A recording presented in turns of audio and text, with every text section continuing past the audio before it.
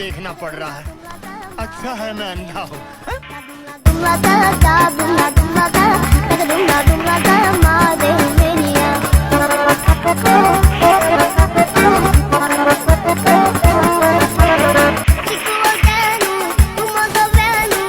ठीक है समझ गया।